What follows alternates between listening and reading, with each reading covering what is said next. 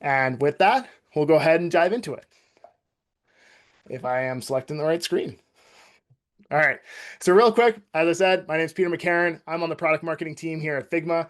I cover our dev tools products. So that includes our MCP server as well as Dev Mode. And Yarden, I'll let you do a quick introduction for yourself.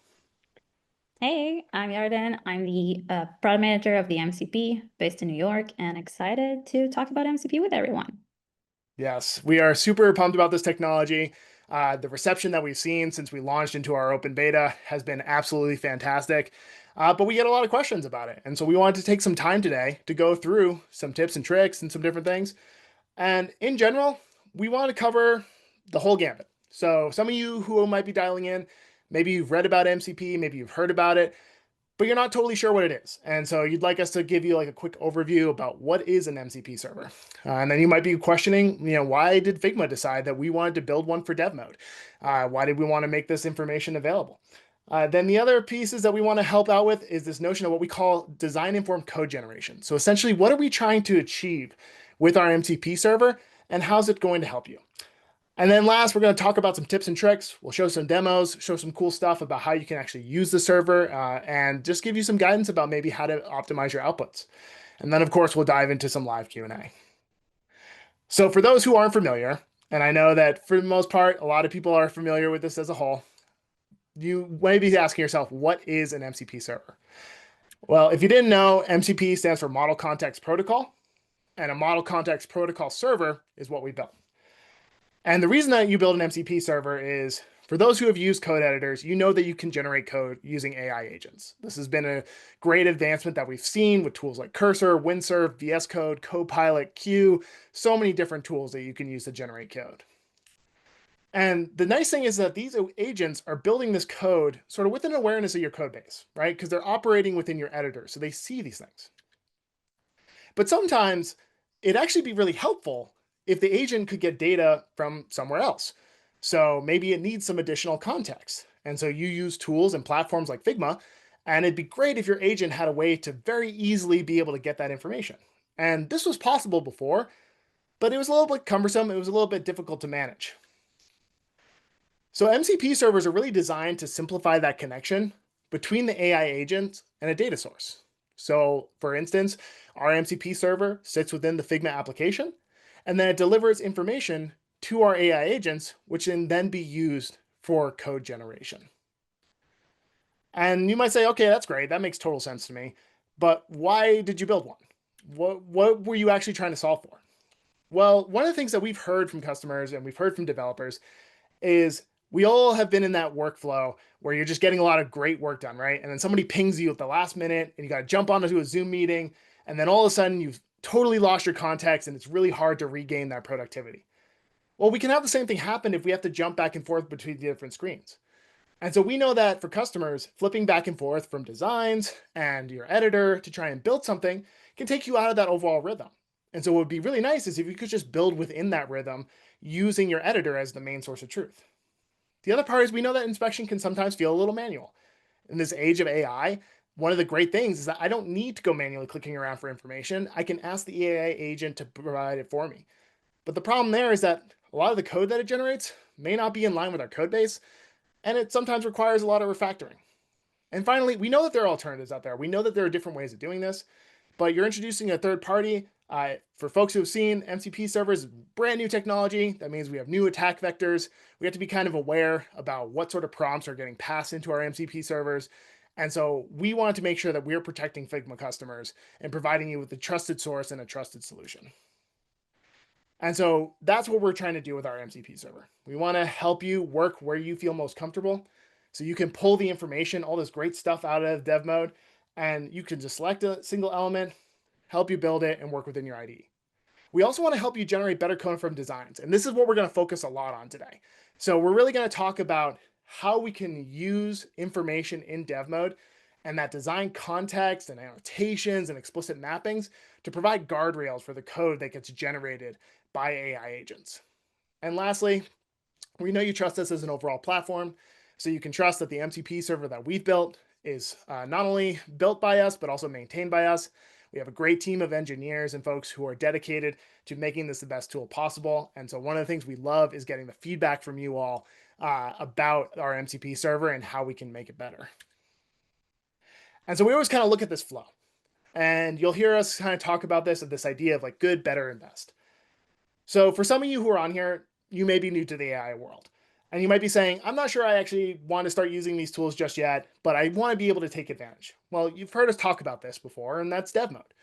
Dev Mode is a great starting point where you can start to aggregate information that's really helpful in the developer handoff process. So it gives you that opportunity to be able to collect information about your designs that is then translated into ways that developers can build things.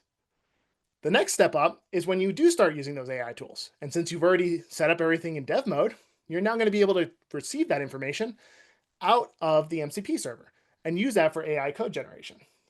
And then the part that we're going to touch on is the Dev Mode, MCP, and design system setup. That's your best case scenario, and we're going to show you some tips and tricks to do that. And so I'm going to go ahead and turn this over to Yarden to walk through our workflow and some of our initial tricks. So let me go ahead and follow you. And Yarden, take it away. Thank you. Okay, so let's talk a bit about design-informed code generation. As Peter mentioned, most of the information that we need in order to actually implement our designs already exists in Dev Mode. So this is just like a quick reminder. We can already see today in Dev Mode. Can you see my cursor when I'm moving it around, Peter? Yep, I can see it. Amazing. Just making sure. So today in Dev Mode, we can already see that if we have code connect, we can see the components that are connected. We can see all of the layout, the spacing, variables, assets. Everything is available for us for manual implementation. We can inspect it and take it with us. This is very powerful, but as Peter mentioned, we need to manually move between different softwares to actually make it happen. And this is where MCP comes in. Basically, all the information that we have in Dev Mode today can be now exposed to your agent via the MCP in one tool call. So we're still sending all the information and a bit more additions that we're adding now, and making sure that the workflow will be smoother for you. So all the context that you need from Figma would be sent to your agent. Let's see it as in a short example here. In this example, we can see that we have like a Figma file with a lot of variables that we want to make sure now that are aligned with our codebase variables. So we're going to ask the agent to actually take all the variables and align it with our style sheet. And instead of us needing to copy and paste and verifying each one separately, we'll see that after a few seconds of thinking, the tool will run, we will fetch all the data, and we'll be able to see it in our IDE automatically. And we'll zoom in a second. Amazing. So all of this, instead of copying pasting each line separately, we can call it at once. This is an example for variables, but it exists for everything that you have in Dev Mode. Again, layout, spacing, code connected components, colors, assets, everything is reachable. So this is like why and how we send the context. But let's talk about why it's actually important. We know that AI is already writing code today, and a lot of it. And we have like a lot of workflows of take a screenshot, paste it in an IDE, and make it happen. And this is amazing. And a lot of code is being generated by AI, but it's also introducing new challenges around code quality and design fidelity. So we can see it in this example. And thanks, Peter, for setting it up. It's a great one, and I like it. Basically, both of these are technically peanut butter jelly sandwiches that were generated by the prompt of make me a peanut butter and jelly sandwich. So they both have bread, they both have jelly, or is it ketchup? Not sure what it is. They have some of the ingredients, and they do answer the need and the prompt and the wording. But I think we can all agree that this is not what we intended when we asked it to make a peanut butter and jelly sandwich. And this is very similar to what AI is with context and without context when generating code. So with the MCP server, we can now be specific about the ingredients, the structure, the outcome, and ensure that the result would actually align with what we meant and not only with the words that we sent out. This is where the MCP comes to provide all the design intent and everything we want to send to the agent to make sure it has all the context that's needed. Okay, so we've covered why context matters and how we send it. And if you have any questions, let us know. But now let's jump into some best practices and tricks of how can we make the MCP results even better and make sure that our Figma is structured in a way that will provide the best context to the MCP. Starting with structure. In this example, we have two forms. They look pretty much identical, or visually, they're exactly identical. But if we're looking under the hood, we can see that they're built in very different ways. On the left side, we have a structure and well-named layout and layers. We can see we have some component, some component usage, and everything is like very clean and aligned. And on the right, and we see a lot of designs like that, we have like a flat group of rectangles and text layers. So visually, they're very much the same, but structurally in Figma, they're built in a different way. And when we generated this code, this can result in a very different way, as we can see here. And obviously, we took this example to extreme. We wanted to prove the point that structure matters. We do have some guardrails in case that the structure is not well defined in Figma, like attaching the image. In this example, we didn't use it. We wanted to show like the worst case scenario of bad structure. So all the information is actually here, if we can see it inside, but we can see that it doesn't look like what we planned it to. So better structure means better results, and let's try to keep it. Going down deeper to this example, let's talk about, even if we had a good structure, how does it look with and without Code Connect? So in this example, we can see the same form, and it doesn't have Code Connect snippets connected to it. So we can see that technically, again, like the sandwich, it looks pretty much the same, and the code will work. But we can notice also that we have like a lot of inline styles and divs and hard-coded values that we don't want them. So there's no semantic meaning, which makes it that the code is not really reusable and the agent doesn't have any hints to hang on to. If we are using Code Connect, in this example, again, same design with Code Connect, we can see that the difference is huge. The code is cleaner, it's reusing the existing components, and we can even see that it compensates on missing data from the design. For example, in this password field, we can see that because we had the Code Connect snippet, we added the required field here, even though it's not mentioned in the design. So TLDR, structure matters. All the context is being sent to the agent, and the more context we'll provide it, especially with Code Connect and rules, the better results we'll get. Peter, I'll pass it on to you for variables.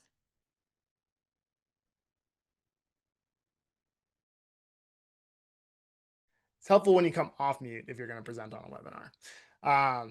But thank you, Yarden. That was great. Yes, we absolutely, Code Connect makes a huge difference. One of the shout outs we'll give to folks, if you haven't played around with our simple design system yet, definitely give it a look. That was the example we built out of there. That was a form box. We went through and detached a variable. We detached one of our components, and it generated okay code. But ultimately, like, it's a lot better if we have something that's more reusable and aware of our overall properties. So highly, highly recommend that. But let's talk about variables a bit. So we know that variables are great for reusability and syntax when it comes to our design files, right? We know that we want to be able to save that information. We want to be able to customize those variables. And one of the things that's really great is you can actually do that with code too. And when you do that with code, you can pass that information to your AI agents using the Dev Mode MCP server. So if you look at the bottom right here, we have this code syntax.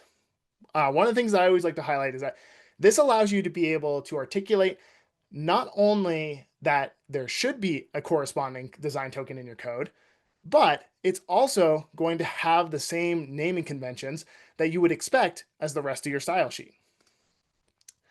And you can actually use the Dev Mode MCP server to be able to set yourself up for success. So one of the things we always recommend when it comes to design systems is having a semantic way of looking at your variable structure.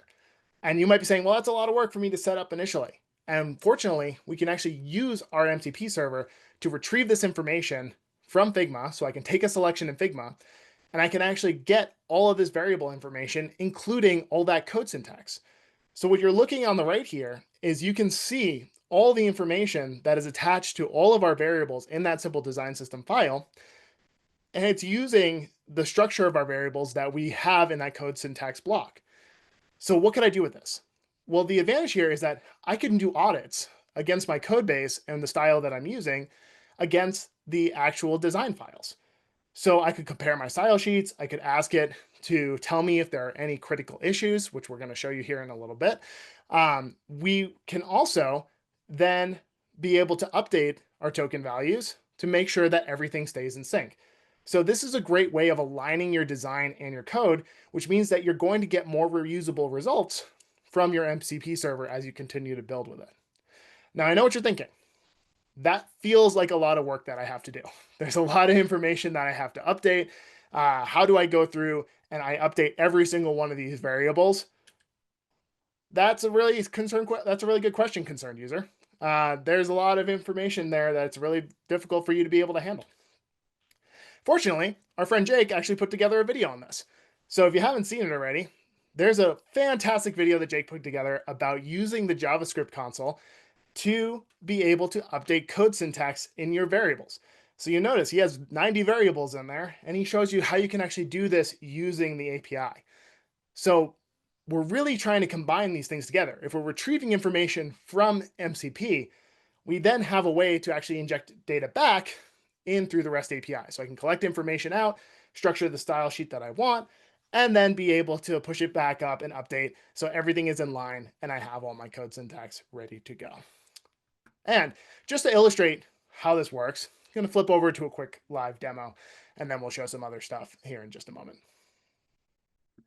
So let's say I have this simple design system element, and I click on a selection, and you'll notice there's about 10 different variables that are in here, well, 13 colors total that we have that are being used that all use those type of variable structures that we had. So going to flip over into dev mode, and you'll see that that code syntax pops up, and that's great. That's how I want to make sure that I've structured everything. But the reality is we know that this is just a small collection of variables that we have. If I go over to my code screen, here's the actual theme file for that.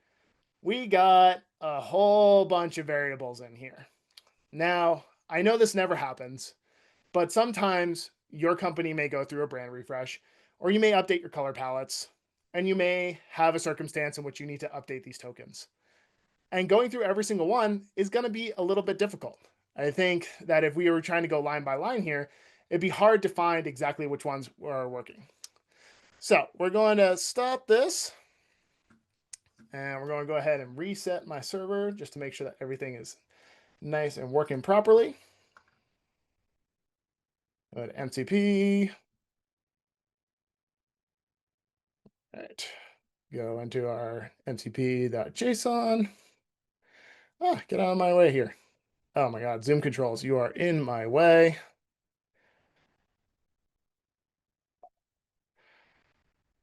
Sorry about that. Should have this file already up, but doesn't seem like it wants to be working for me. So forgot how they changed this around. Anyway, let's go ahead and run this and make sure that's working. I'm going to come off share for a sec. All right, let's see. Run. Without technical difficulties. I know. Run get variable diffs against the selection in Figma. So we'll go ahead and call this variable definition. And actually, we're going to cancel that because I realized I didn't want to do it that way. I wanted to use my other prompt and tell me if there's any critical issues.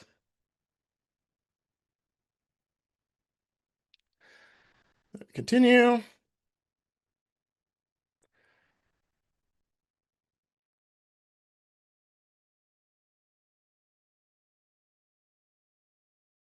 The syntax in to run the syntax in your call the specific commands. All right, why is this not letting me go to my mcp.json file? It just has decided that that doesn't exist anymore. Okay, I know what we're gonna do. Go to file. Okay, why did they bury? This is what happens when you update your VS Code and they don't allow you to be able to find any of your settings anymore. So we're going to go back here, and I am going to go off screen real quick. Set something up. Here, we'll move forward, and I will come back to this in just a moment. So basically, what we're going to do as soon as I reset my MCP server and I switch this over, and I'm going to have Yarden take over the screen share for me just for a second so I can do that, is we will run that variable definition, but unfortunately I didn't restart the server before we started going. Yeah, the setting.json file, they've actually moved it out of, and I'm trying to remember where exactly to do it, but the demo cods are never kind. So Yarden, I'm going to have you quickly, I'm going to move on and talk about annotations, and then we'll come back to this. Sorry about that. Actually, Yarden, if you don't mind, talking about annotations real quick. I'm going to fix this very fast, and then I will be right back. Sure. Let me, give me a sec to share my screen. That.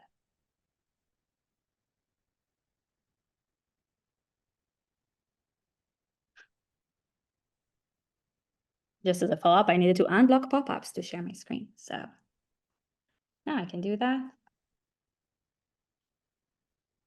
Amazing. Okay, so let's talk about annotations. So annotations is a feature that I think So annotations is a feature that annotation support is something we released 10 days ago, something like that. And basically what annotations allow us to do is to add any guidelines and any prompts we want for the design. We can add it as comments, and then we will send this definition to the LLM as part of the prompt. So I'm not sure if we have here in the slides a screenshot of annotations. Yes, okay. So basically this is what these are annotations, and we can add tags to each layer in our Figma design with a specific tag of what it's related to. You can also edit it. And this is something that the designers can do on the design file to provide more feedback for the developer that is developing it. And since the same as the developer would develop it would get context, the same would pass now to the MCP. So we'll provide for each layer all the annotations that are related to it and make sure that the agents gets it. And implement by your guidelines. And I'm sure, Peter, you wanted to say more exciting things about that. So if you want to jump into that. And if not, I can provide a few examples of how we can use annotations. Give me a thumbs up if you want. I know it's a part of the demo, so give me a thumbs up if you want me to. You go ahead and start with that. I'm going to get set up on something real quick. Amazing. So here are a few examples of how we can use annotations. I've seen in the chat now in the thread a few people talking about can you use MCP with accessibility. So this is a great example for that. Basically, we can take any node that we want to stand as a part of the prompt. It can be relevant to the content of how we want to integrate it with our code base. So for example, in the demo that Peter will show us very soon, we'll see a blog post that is designed in Figma and how we're connecting each part of the blog post to the relevant database to take the context from where it actually needs to. So we can like refer it with an annotation and tell it where to take the content from. We can add interactions related annotations. So you can tell it like add hover effect and nudge it when I hover it, or on click go to this page. This will be passed as a part of the prompt to the MCP. And obviously we can have accessibility tags like add alt text to all of my images or use age 1 here. And everything that you'll add as annotations will be passed to the model as part of the MCP request. Okay. Jumping into rules, unless you're telling me we want to do demo first. We're going to take a look and see. All right, we should be good to go. So I will take over the screen share. Okay. So backing up a little bit, and then we'll show annotations here in just a moment. So I had to switch over to a different editor just for a second because it was just causing me some problems. So remember with our variable definitions, we wanted to be able to find out if there was information that wasn't working properly for me.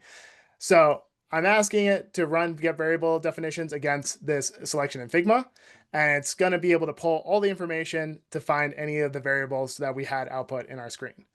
Now, one of the things that I can do with this, and we'll stop this, and I'll say, and tell me about any critical issues with my theme.css file. So we run this again. It's going to find the information once we generate our results. Every time I'm screen sharing, it just decides that it wants to stop working for me. AI agents are really finicky today. There we go. So it's going to analyze my variables. It'll call this run variable definition tool. We'll see the output that we get of all the information as a nice little blob. And then it's going to read through this theme file, and it's going to tell me if there are any issues that I should identify as being problematic. So Claude 4 is thinking about it. One of the things about thinking models is that they're going to take a little bit of time, and it found some critical issues. So instead of going line by line, what we would have had to have done is we would have had to look and say, oh, whoops, we actually had switched one of these to a yellow when it was supposed to be a dark gray, because that's what Figma was expecting. That seems very off-brand. We also had another one that we say, okay, this is actually showing that it should be a light gray instead of a dark gray. Also shows that it's missing some variable responsiveness, that we have some inconsistencies in how we're doing this. But look at how easy it is for us to be able to structure this, to be able to find out whether or not this is something, whether or not our style sheet is conforming with what we would expect, both on the code base side and on the Figma side. So as you can imagine, this is a really great way for us to be able to audit large file information and be able to generate some great results. If I wanted to, I could go in here and I could say, could you update my theme file now to match those correct Figma styles? And when that'll run, it'll run its own thing, and it will make sure that everything is working properly for me. So from a variable side, this is a great way for us to build that consistency.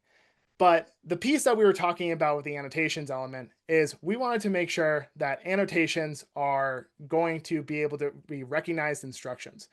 So see, it's going to update this to make sure that it's got the correct variable brands and all that fun stuff. We can stop this, skip back over to our slideware. All right. So the thing about annotations also just to remember is that we're passing a lot of information to these AI agents, and you don't necessarily know how it all works. And so the joke that we had here that I was going to talk to is that it's knowledge to know that tomato is a fruit, but it's wisdom to know that tomatoes should not go into a fruit salad, right? And that's what annotations are essentially doing, is they're allowing us to be able to differentiate between knowledge and wisdom and help our AI agents use things more intelligently. So we can say that content is stored somewhere. We can say that we want to add specific effects, or if we want to add additional accessibility elements. And so let's see what this actually looks like in practice. And then we'll talk about rules afterwards. So going back over to my file here, I also have this little blog element set up that I want to go ahead and create. And so you'll notice that I've set up a couple of different things where I say like the content is actually stored in our payload CMS, and that I have these different row interactions. And so we want to actually generate this code from it. So I'm going to go ahead and select this field. And if I look over at my page, you'll notice we have just this little placeholder that says, welcome to the blog. So not super functional right now. We want to make sure that this is working the way that we would expect to. So flipping back over to our app here, let's make sure that this is up and running so that it actually updates when I make those changes. We're going to, okay, we got this running up on localhost 3000. So we'll switch back over to this one and make sure that we're seeing the same exact thing. This threw me off for a loop one other time when I was on the wrong port. So we're all good here. So we're all good. Now we know what to do. Take our selection here, and we want to build something using the information that we have. So please help me create a blog listing. And we'll go into my front end page, because right now this is our welcome to blog. Please help me create a blog listing from the selection in Figma. Place it in at pages, and we'll make sure that it just gets placed into the right page. So now what this is going to do is it's not only going to grab the code information, it's not only going to grab the information, the image information about it, but it's also going to try and get some of that annotation information and be able to use that as part of the build. So we'll let this go ahead and run. Again, code is always AI agents are always going to go slow when you're doing a live screen share because that's just the way that they like to operate. But, that's us how we'll just make it work. All right. Of course, my code agent is going to go slow. So one of the things that I want to call out here, and then we're going to dive into this while this agent is running, and then we'll make sure that everything is set up and ready to go, is you may have seen there if you were watching the thought process that, and we'll just flip this over real quick because I just don't want it to take forever. And so sometimes I can trick it into working for me. Oh, there we go. Of course, it finished right as I was getting things done.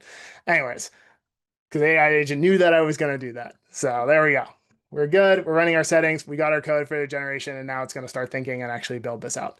So we'll let this build. We'll see what happens. AI agents can sometimes be on point. Sometimes they're not always the best when it comes to actually creating things live, but we're going to see a design where we want to see the blog pages and we want to see our description. Now, the other piece of this is that you'll notice in the annotation, so I just wanted to call this out, I talk about how we're storing the blog content in a specific CMS. And so again, if we had just given the information about the layout here, we may not have gotten that information. And that's something that's a little bit different about the Dev Mode MCP server is we can provide these additional instructions. I can also know that because I'm grabbing this from an existing data source, this is all going to look different than the placeholder text that I have in here. Same thing for if I want to set any of our alt text. And then again, the same thing for any of like vertical overflows, pagination, or if we want to have hover effects that will work correctly. And so as this is running and as this is starting to build this out, it's actually doing a lot of things, you might notice. And the reason it's doing that is because I'm using what's called a rule file. So let's flip back over to our deck and talk about rules, and then we'll see what the output of this ends up looking like. So for those of you who aren't familiar, rules are a tool that you can put into your editor to essentially tell the AI agent what it should do with certain information. AI agents love rules. They like to know guidance. They like to know how they should be actually doing something. And in our design systems, we have some specific rules and functionality that we want to make sure that we are leveraging.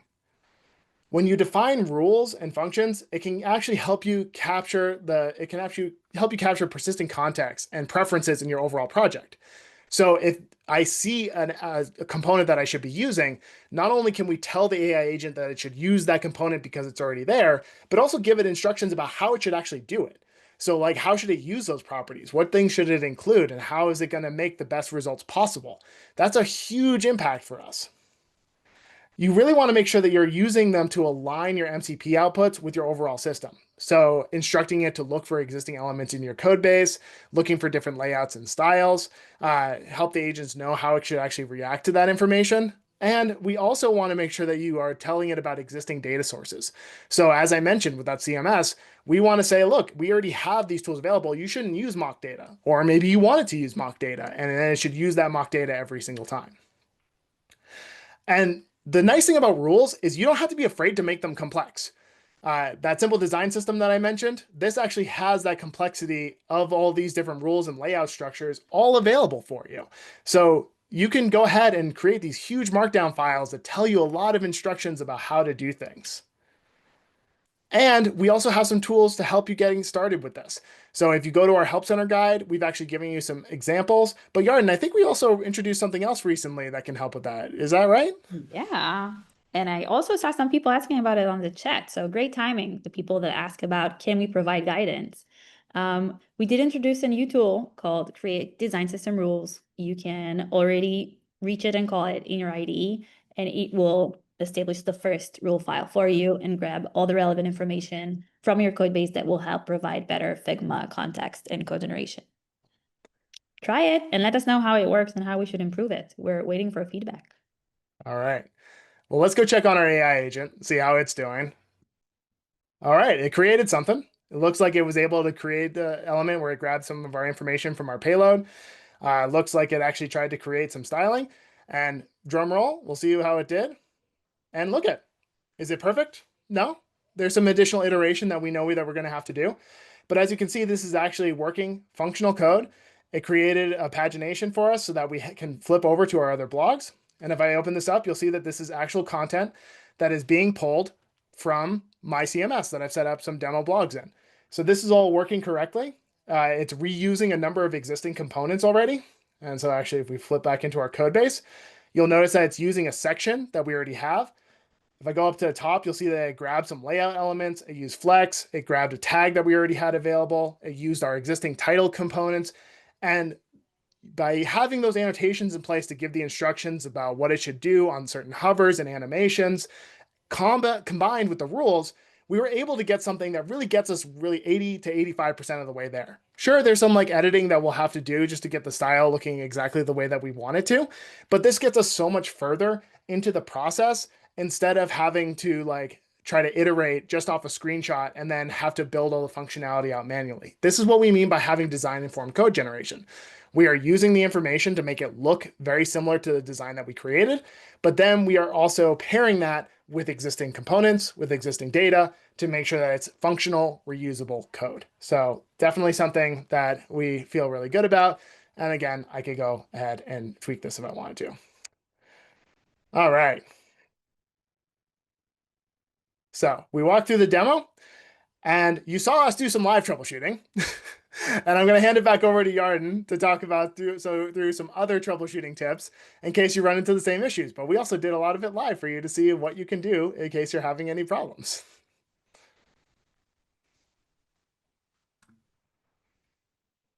Okay, so yeah, just a quick answer to the chat of our previous how to use the new tool. You can just use your agent and ask it, write in the agent, use the tool, create design system rules for me, and it will generate it for you.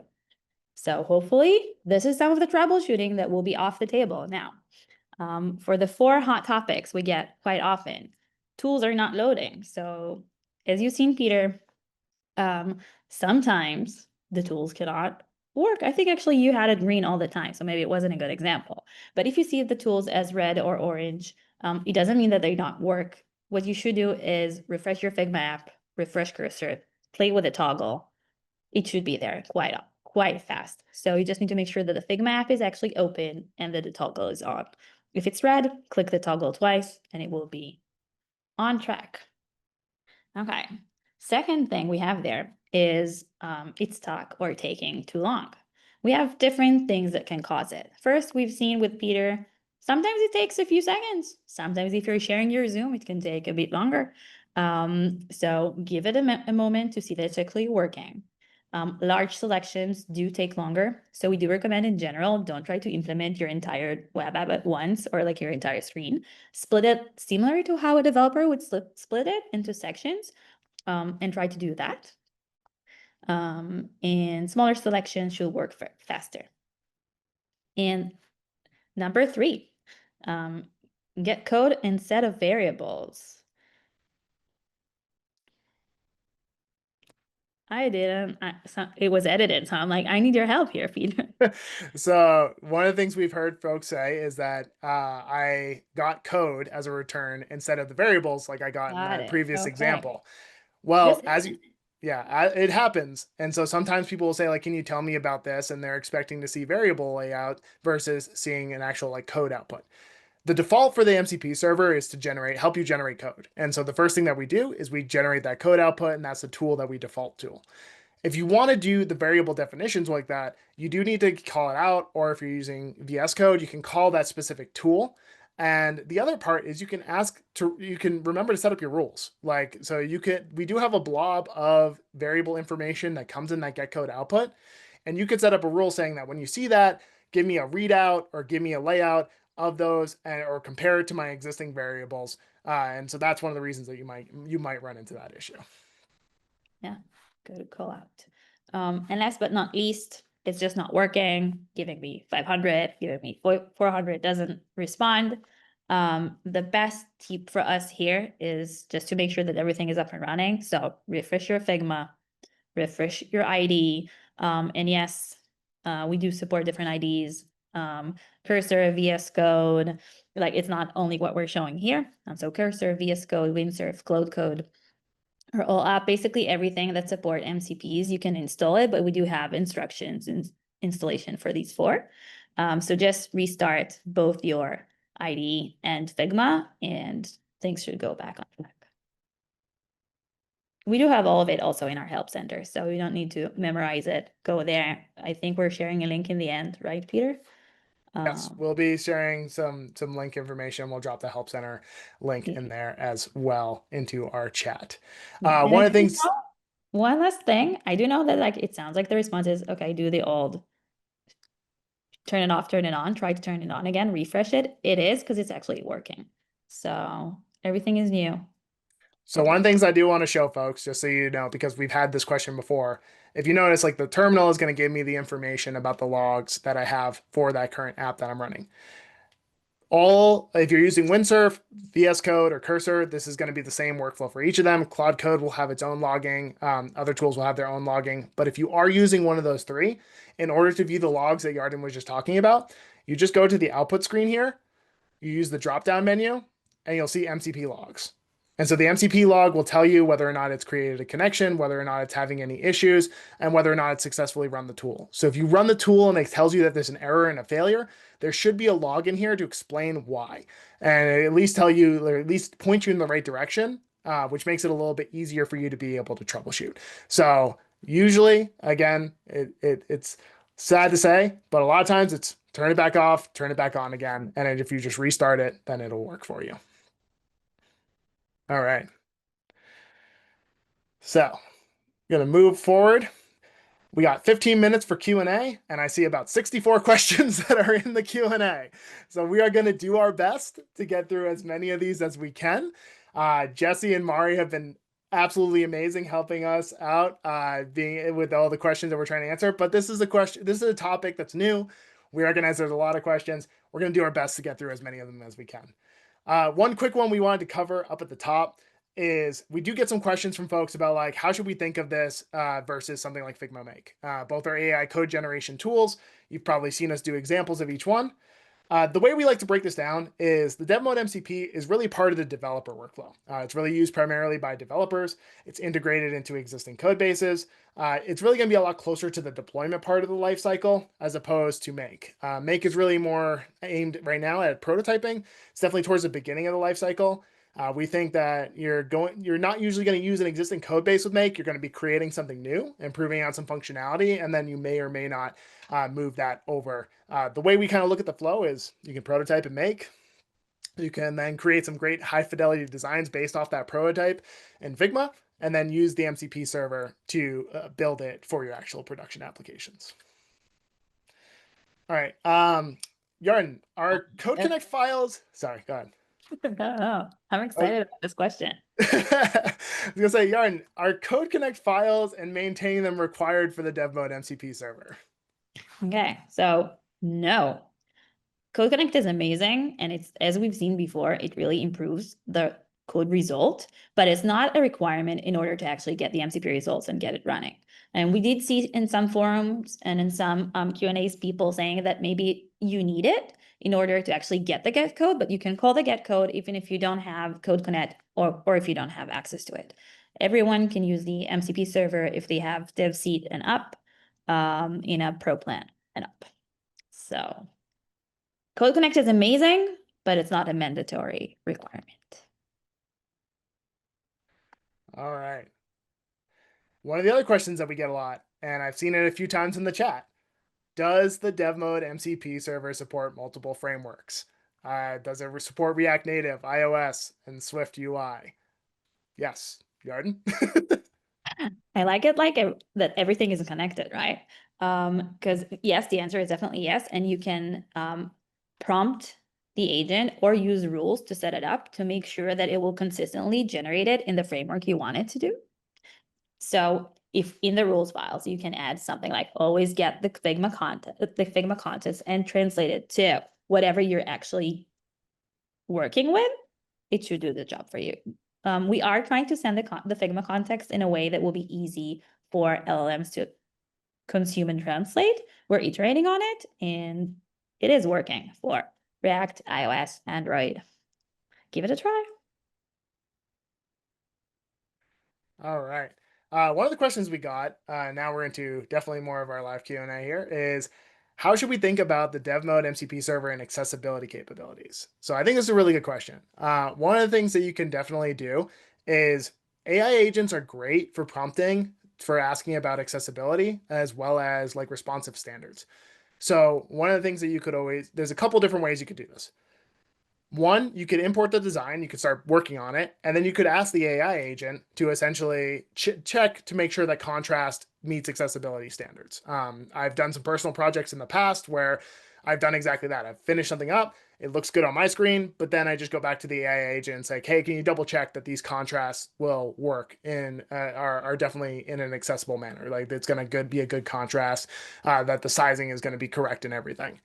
So that's one way. Like if you want to do it after the fact, like you receive the design information and then you do it. The other way is using that get variable definition to make sure that if you have done an audit internally in Figma, if you used our great new accessibility color picker and updated your variables, that you can retrieve that information from your designs and then update your style sheets to make sure that it's using the correct contrast information.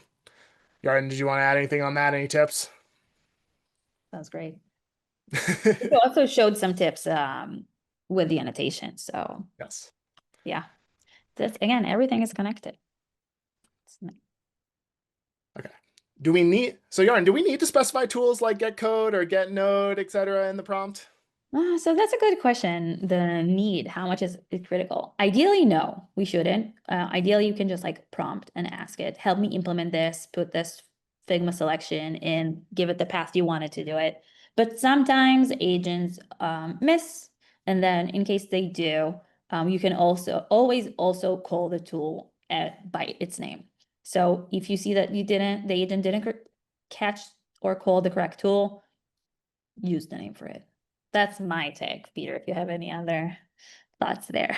I would say the Always only name it, right? I would say the only time that you need to specify it is when you feel like it's really important that you're having that specific tool. A lot of times you can just set that in your rules. So like in your rule file, for instance, we could have it where you just say like, oh, I want to, I'm just looking when I run get code, run get image afterwards. Or if I mention variables, run get variable definitions. So you could have that if you're like just concerned about it doing it consistently every single time, but you don't need to specify it. The prompts are actually pretty good at interpreting it. I would have one caveat though, that the recent tool that we shared of create design system guidelines, you should call it by its name because it's like a one-time thing to help you kick it off. We have some live editing happening. Yeah. If you want a guide to learn about the Dev Mode MCP server, we have one. And there's a quick link for you here. It is a great guide. We are constantly trying to update it. We're trying to add more information. We also have a YouTube channel where we're doing some tips and tricks. So definitely Who's make doing the tips and tricks there? sure. The star of our show. Yeah, exactly. Just all the tips and tricks that we want to make sure that you have. And so this is definitely a guide that you can use and reference. We are always looking to update this. And again, give us feedback if you have additional questions on things. All right. I believe we have some more questions, but real quick, I do want to make sure I touch on some of the upcoming things to make sure folks know what's next. If you're like, I didn't get enough MCP content, I want to make sure that I have the opportunity to go see more. Good news, we have a live stream actually coming up on the 21st with Anthropic, where we will be talking about designing with AI and using the Dev Mode MCP server as a designer. So definitely make sure that you go and check that out. It's going to be a really cool conversation. The speaker we have from Anthropic is absolutely fantastic, and then we have Akbar, or one of our DAs, who are going to be great, asking some good questions. And I've seen a lot of good chat in here about like things that you found really helpful and really successful. And we value that feedback. And so if you would like to be a part of our research team and give us that information so that we can build better tools, here's an opportunity. Scan the QR code. You can apply to join our research panels. Our research team is great. We use that feedback a lot. So please would definitely request that you all join here if you Extra pretty please. We do all the feedback, all the answers. This is what helps us define what to do next. Exactly. Okay. I'm gonna go pull up the live Q&A because I got to see if there's any other. And we have a lot of more questions that we did not get to. So let's see what we have. I saw one I want us to address. Yes. Can you talk on data privacy and how secure is the MCP server? You want me to fill that? Yeah, you can start. I can continue. Awesome. The answer is very secure. So from a data privacy perspective, Right now, our MCP server is running entirely in the Figma application. So data never actually leaves except when you retrieve it with your editor. So you are controlling how that data is exiting Figma because it is only going to happen from the prompts. Now, I will say if you are using AI editors, they have a variety of privacy modes. They have a variety of security setups that they can do for not training models on your data. That's entirely on the editor side. From the Figma side, your data is not leaving Figma. The server is running entirely in the desktop application. And we are not doing any AI training. We are just providing that information back to the agent when it gets requested. If you'll notice when we saw those tool calls, when the tool call completes, we're done. That's all we're going to do with that information. And it's not running through any type of training model or any type of AI as of yet. And if we were to change that, you would absolutely get notified of that and you'd be able to disable it for your organization.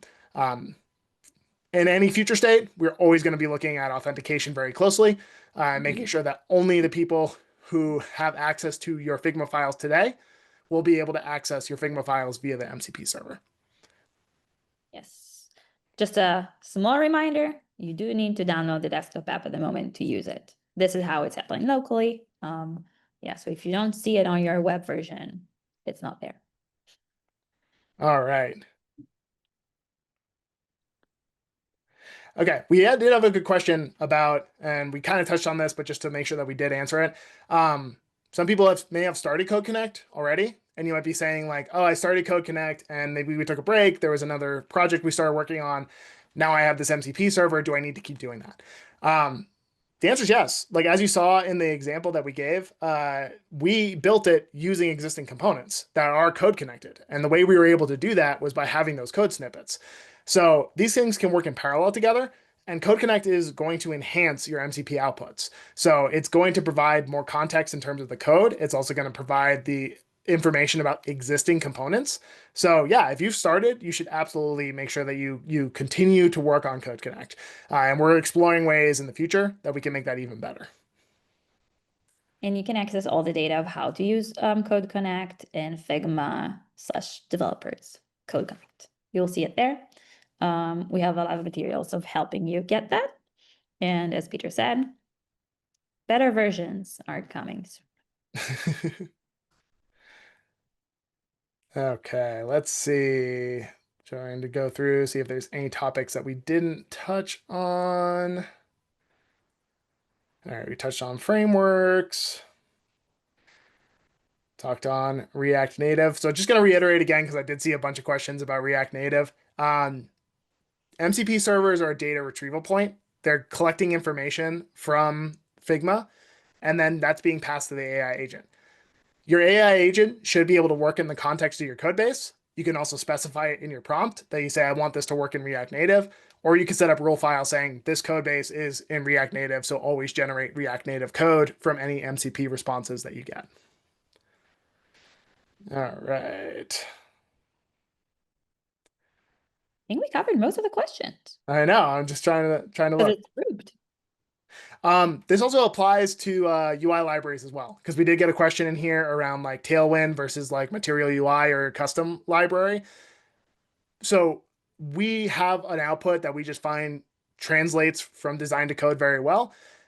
The AI agents can work with whatever UI libraries that you are using. So definitely make sure that you like, again, set up your rule files, give some context about what you want it to be translated into. Because if you just say generate this for code, then it's not going to necessarily be able to help you out as well. And all of the public, like the commonly used frameworks like Material UI and the checkout, like I'm just reading what people ask here in this thread. LLMs are really well trained in them, so the result should be really good if you put the right rules, as Peter said. Yep. This actually leads to another question that I did see a couple ones, and I just found it here in the Q&A too. People often have questions about the models to use or the products to use. Honestly, it's whatever you feel most comfortable with. Whatever models are working best for you at any given time, that is something that it's going to be kind of at your discretion. Some people find certain models perform better than others, and whichever one is working best for you, then you can do a trial and error. We did also have a question that got asked a couple times around, actually, this is a good one. Can you use external documentation to inform rule generation? The answer is yes. So if you pass that into your AI agent, it can help you create rules. You could also, again, try out our new tool and have it generate the design system rules for you.